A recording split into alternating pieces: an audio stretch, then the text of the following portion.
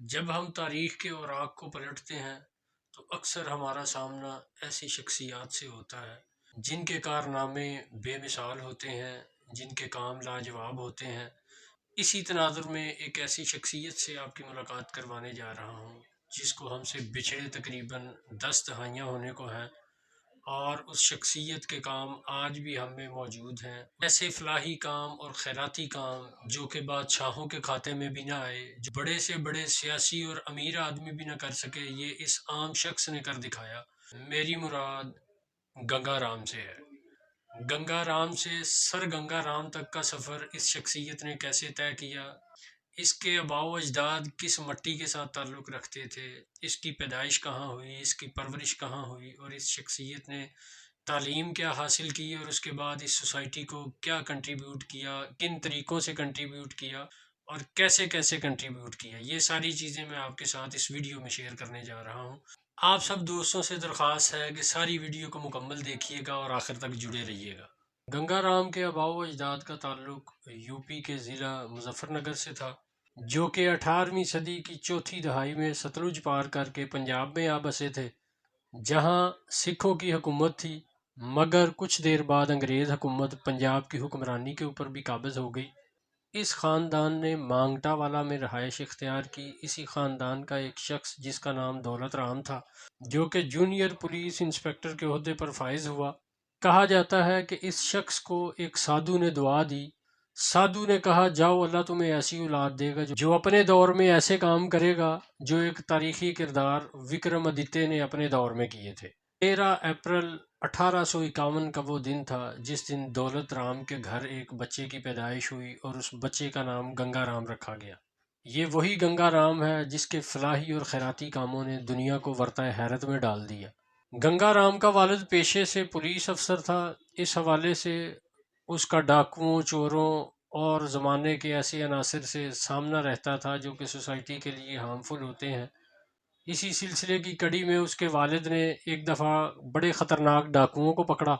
ڈاکوؤں کی دھمکیوں کے بعد دولت رام نے مانگٹا والا سے امرتسر ہجرت کی اور اپنی فیملی کے ساتھ وہیں سیٹلڈ ہو گیا اور وہیں پولیس کی نوکری اختیار کر لی۔ گنگا رام نے اپنی میٹرک کی تعلیم امرتسر سے ہی حاصل کی اور اس کے بعد اعلیٰ تعلیم کے لیے لاہور GC کالج میں 1869 میں داخلہ لے لیا۔ گنگا رام کے بارے میں ایک قصہ مشہور ہے کہ گنگا رام چھوٹے ہوتے ہوئے کسی کنویں میں گر گئے۔ ان کی خوش قسمتی کے کنویں میں گرتے ہوئے انہیں ایک شخص نے دیکھ لیا۔ اس شخص کے دیکھنے کے بعد گنگا رام کو بروقت ریسکیو کر لیا گیا اور اس کی جان بچ گئی، مگر اس حادثے نے گنگا رام کے ذہن پر خاصے نقوش چھوڑے۔ حادثے میں اپنی زندگی بچ جانے کو کسی خاص مقصد کے ساتھ تعبیر کیا اور اس کے بعد یہ فیصلہ کر لیا کہ اللہ نے اسے اس حادثے میں زندگی دی ہے تو ضرور اس کا کوئی نہ کوئی مقصد ہوگا، تو وہ اپنی زندگی کے مقصد کے حصول میں لگ گئے۔ اسی طرح ایک اور واقعہ ہے کہ گنگا رام کا ایک رشتہ دار چیف ایگزیکٹو انجینئر کے دفتر میں کام کرتا تھا، جسے گنگا رام ملنے کے لیے اس کے دفتر میں چلے گئے اور جا کے نیچے بیٹھ گئے۔ کافی دیر انتظار کرتے رہے، جب تھک گئے، دیکھا کوئی نہیں آیا تو گنگا رام اٹھ کر چیف انجینئر کی سیٹ پر بیٹھ گئے۔ اس کے تھوڑی دیر بعد گنگا رام کا وہ رشتہ دار اندر آ گیا جو اس دفتر میں کام کرتا تھا۔ اس نے گنگا رام کو سیٹ پر بیٹھا دیکھ کر سخت ناراضگی کا اظہار کیا اور اسے فوراً سیٹ سے اٹھ جانے کا کہا۔ گنگا رام نے کہا کہ اس سیٹ میں ایسی کیا بات ہے، ایک دن آئے گا کہ میں بھی اسی سیٹ پر بیٹھوں گا اور اس سیٹ پر اپنا حق ثابت کروں گا۔ اور تاریخ گواہ ہے کہ گنگا رام نے اس سیٹ پر نہ صرف اپنا حق ثابت کیا بلکہ 12 سال تک اسی سیٹ پر بیٹھ کر اس شہر کو سرو کیا۔ اس کے بعد گنگا رام ماہانہ وظیفہ مقرر ہونے پر انڈیا کے سب سے بڑے انجینئرنگ کالج میں داخلہ لینے میں کامیاب ہو گئے۔ اسی انجینئرنگ کالج میں 1873 میں گولڈ میڈل کے ساتھ انجینئرنگ پاس کی اور لاہور میں اسسٹنٹ انجینئر کے عہدے پر فائز ہو گئے۔ 150 روپے ماہانہ تنخواہ مقرر ہوئی۔ گرداسپور، ڈیرہ غازی خان اور اسی طرح امرتسر میں سرکاری فرائض انجام دیتے رہے۔ گنگا رام کی ڈیرہ غازی خان میں نوکری کے دوران DC ڈیرہ غازی خان، جس کا نام رابرٹ سن مین تھا، اس نے آپ کی صلاحیتوں اور محنت کو مد نظر رکھتے ہوئے آپ کو مختلف شعبہ جات میں عبور حاصل کرنے کے لیے ٹریننگ کی غرض سے انگلستان بھجوا دیا۔ انگلستان سے واپسی پر حکومت ہند نے آپ کو پشاور کے نکاسی آپ کی ذمہ داری سونپی، جو آپ نے بخوبی سر انجام دی اور اس کے ساتھ امبالہ، کرنال، گجرانوالہ میں ایسے ہی پروجیکٹس پایا تکمیل تک پہنچائے۔ 2 سال بعد ایگزیکٹو انجینئر لاہور بن گئے۔ یہ وہی کرسی ہے جس پر بیٹھنے کے لیے ان کے رشتہ دار نے ان کو کافی ڈانٹا تھا اور سرزنش کی تھی۔ لاہور کو نو آبادیاتی فن تعمیر سے مزین کیا، راستہ کیا، اس کو خوبصورت بنانے میں اپنا کردار ادا کیا۔ ہزاروں ایکڑ کے حساب سے بنجر زمینوں کو آباد کیا۔ انہوں نے نہری پانی کو بلندی کی جانب لے جانے کے لیے پہلی دفعہ جدید موٹروں کو استعمال کیا اور تقریباً 90,000 ایکڑ زمین سیراب کی، جو کہ اس وقت کا بہت بڑا رقبہ تھا۔ اس کے علاوہ موجودہ دور میں مال روڈ کے اوپر زندہ جاوید عمارتیں موجود ہیں جو کہ گنگا رام ٹرسٹ سے منسوب ہیں۔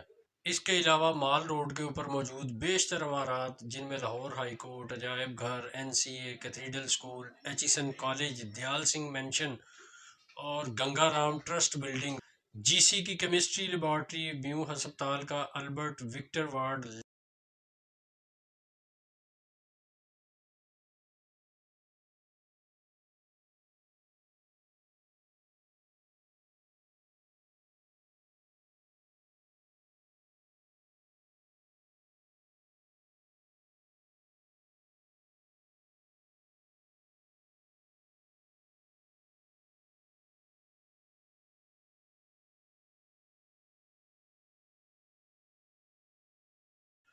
Lady Maynard school of industrial training, Ravi road کا ودیا آشرم، چندری گڑھ عمارتیں، اور اسی طرح ماڈل ٹاؤن کی پلاننگ، اور مال روڈ کو درختوں سے اس وقت میں بھر دینا جس کی ٹھنڈک آج بھی مال روڈ کے اوپر محسوس کی جا سکتی ہے، اور اسے ٹھنڈی سڑک کہا جاتا ہے۔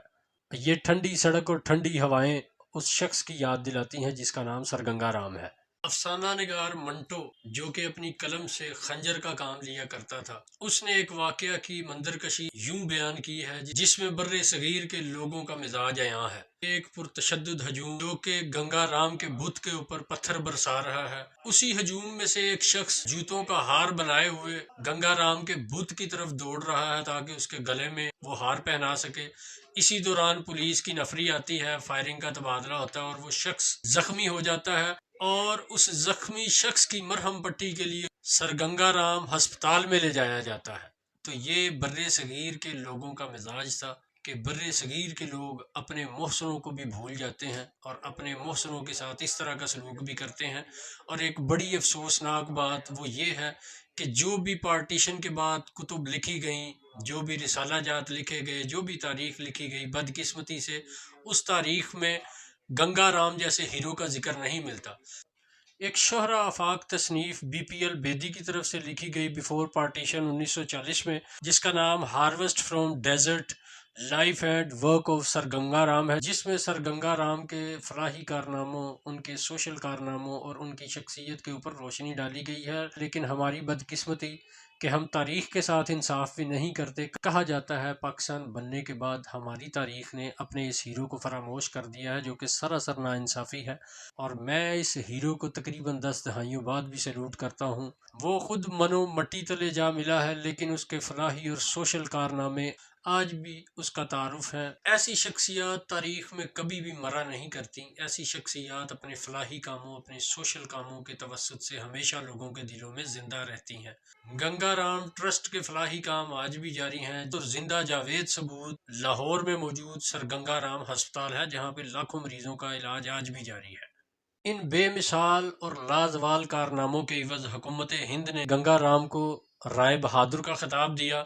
1903 میں گنگا رام اپنی سرکاری نوکری سے سبکدوش ہو گئے اور اس کے بعد چند سال پٹیالہ حکومت کے ملازم رہے۔ اس کے بعد سر گنگا رام اپنے سوشل اور فلاحی کاموں کی سلطنت کو وسعت دینا چاہتے تھے۔ گنگا رام کا بیٹا سیوک رام ان کے ساتھ مل کر ان کے فلاحی کاموں میں ان کا ہاتھ بٹانے لگا، اور اسی طرح انہوں نے لائل پور میں 500 ایکڑ زمین خرید کر وہاں پر ایک گاؤں جس کا نام گنگا پور رکھا گیا اسے آباد کیا۔ اس میں ہزاروں درخت پودے لگائے، ملکی اور غیر ملکی بیج لگائے، زرعی ممالک کے دورے کیے، اور فرانسیسی، کینیڈین، انگریزی گندم کو ایک ساتھ کاشت کرنے کا تجربہ کیا، سبزیوں پھلوں کی پیوند کاری کی، اور بھرپور تجربات کیے کہ ان کے قائم کردہ گاؤں میں سبزیوں پھلوں کی پیوند کاری کی جاتی رہی، اور اسی طرح ملکی پیداوار کو بڑھانے کے لیے مختلف تجربات کیے جاتے رہے۔ سر گنگا رام مختلف زرعی تجربات کرتے رہے جس سے ملک کی سبزیوں اور پھلوں کی پیداوار میں اضافہ ممکن ہو سکا۔ گنگاپور کو جدید کھیتی باڑی اور جانوروں کی افزائش نسل کے لیے استعمال کیا جاتا رہا۔ گنگاپور ریلوے اسٹیشن سے تقریباً 2 میل کے فاصلے پر تھا۔ اس کو جوڑنے کے لیے 2 فٹ چوڑی پٹری کا استعمال کیا گیا اور اس پر گھوڑا ٹرین چلائی گئی۔ دلچسپ بات یہ ہے کہ تقریباً 100 سال گزرنے کے بعد وہ گھوڑا گاڑی اور پٹری آج بھی موجود ہے۔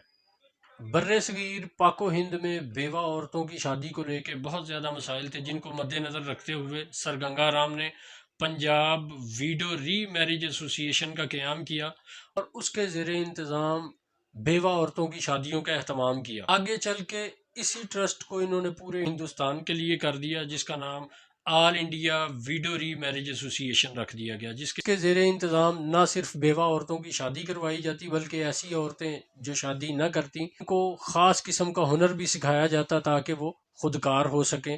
اسی طرح ایک ویڈو ہوم سکیم بھی متعارف کروائی گئی، جس کے تحت ایسی عورتیں جو شادی نہیں کرتی تھی ان کی تربیت کا اہتمام کیا گیا تاکہ وہ آگے چل کے اپنی گھر کی ذمہ داری خود ادا کرنے کے قابل ہو سکیں۔ اسی طرح لاہور میں ایک انڈسٹریل سکول بھی قائم کیا اور اس کے تمام تر وسائل ٹرسٹی کاموں میں لگا دیے۔ یہی وہ زمانہ تھا جس میں خواجہ حسن نظامی صاحب نے کہا تھا کہ اگر یہ ممکن ہوتا تو میں اپنی زندگی کے قیمتی سال سر گنگا رام کے نام لگا دیتا تاکہ وہ مزید فلاحی اور سوشل کام کر سکتے۔ 1922 میں گنگا رام کو سر گنگا رام کا خطاب دیا گیا۔ اگلے سال اپنے نام سے ٹرسٹ قائم کیا اور اپنی جائیداد سے بے تحاشا عطیات کیے۔ قیمتی جائیدادیں اور عالی شان عمارتیں ٹرسٹ کے حوالے کی، جس کی آمدن سے یہ ٹرسٹ چلتا رہا۔ 1921 لاہور کے وسط میں آپ نے ایک ڈسپنسری خریدی اور اسے خیراتی ڈسپنسری بنا دیا، جسے بعد ازاں گنگا رام ہسپتال بنا دیا گیا۔ وقت کا لاہور کا سب سے بڑا خیراتی ہسپتال تھا۔ 1921 میں لاہور کے وسط میں آپ نے ایک ڈسپنسری خریدی، جسے خیراتی ڈسپنسری کا نام دیا گیا اور بعد ازاں یہی ڈسپنسری سر گنگا رام ہسپتال بن گئی، جو کہ آج بھی لاکھوں مریضوں کا علاج کر رہا ہے۔ یہ صوبے کا سب سے بڑا خیراتی ہسپتال تھا اور آج بھی لاہور شہر میں میو ہسپتال کے بعد دوسرا بڑا ہسپتال ہے۔ اسی طرح گنگا رام ہسپتال کے زیر انتظام لڑکیوں کے ایک کالج کا قیام کیا گیا، جو قیام پاکستان کے بعد فاطمہ جناب میڈیکل کالج کے نام سے جانا گیا۔